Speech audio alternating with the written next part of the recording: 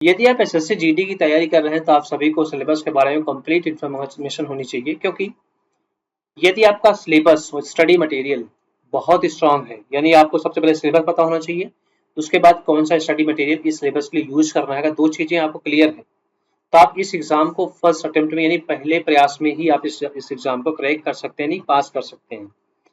देखिए, जो इसका एग्जाम है वो एग्जाम बहुत ही जल्द होने वाला है और सभी जानते हैं कि जो कि एग्जाम होता है इंटायर इंडिया पूरे भारत में होता है और इसमें बहुत सारे लोग पार्टिसिपेट करते हैं, कई सारे लोग इसमें पार्टिसिपेट करते हैं।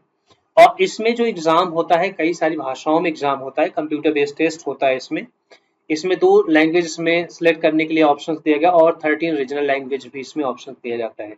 जैसे आपका जीके होता है, इसमें जनरल अवेयरनेस, मैथ, रीजनिंग, ये टॉपिक्स होते हैं नॉर्मल। एक टॉपिक इसमें होता है इंग्लिश एंड हिंदी। साथ में अगर आप बंगाल से बिलोंग करते हैं तो बंगाली लैंग्वेज आप सिलेक्ट कर सकते हैं।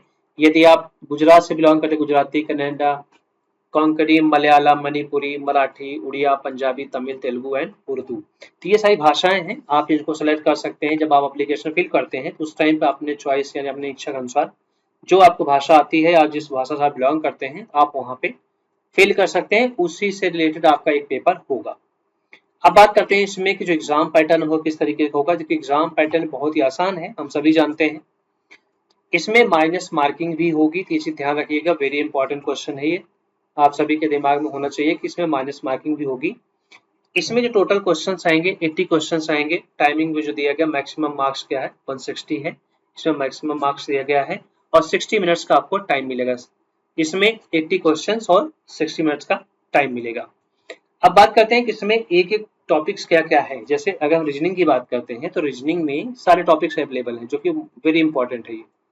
ये सारे टॉपिक्स आपको प्रिपेयर होना चाहिए, जैसे एनालॉजी हो, सिमिलरिटीज एंड डिफरेंसेस है, और स्पेशल ओरिएंटेशन क्या है, विजुअल मेमोरी क्या होती है, डिस्क्रिमिनेशन क्या है, ऑब्जर्वेशन क्या है, रिलेशन कॉन्सेप्ट्स क्या है, थ्योरेटिकल रीजनिंग क्या है, फिगर क्लासिफिकेशन।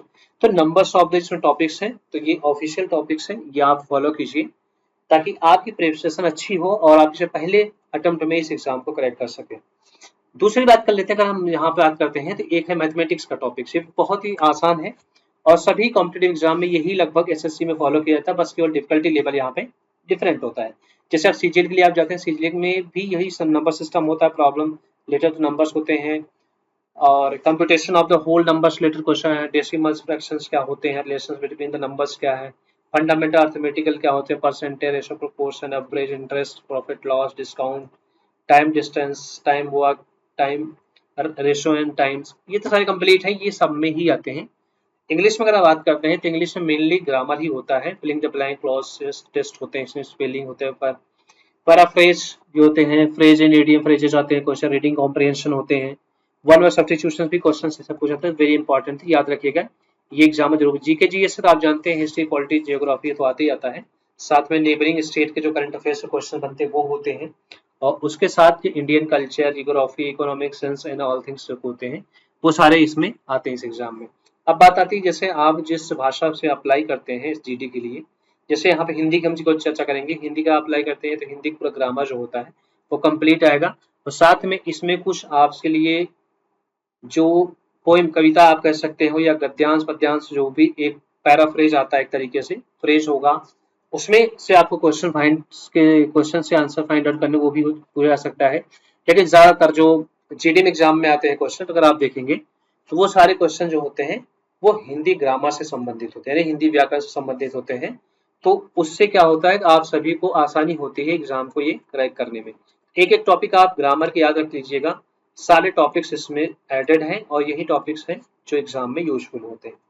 वीडियो को शेयर कीजिए, चैनल पर नए जरूर सब्सक्राइब कीजिए ताकि आपको इस तरह से एजुकेशन वीडियो मिलता रहे। Thank you for watching.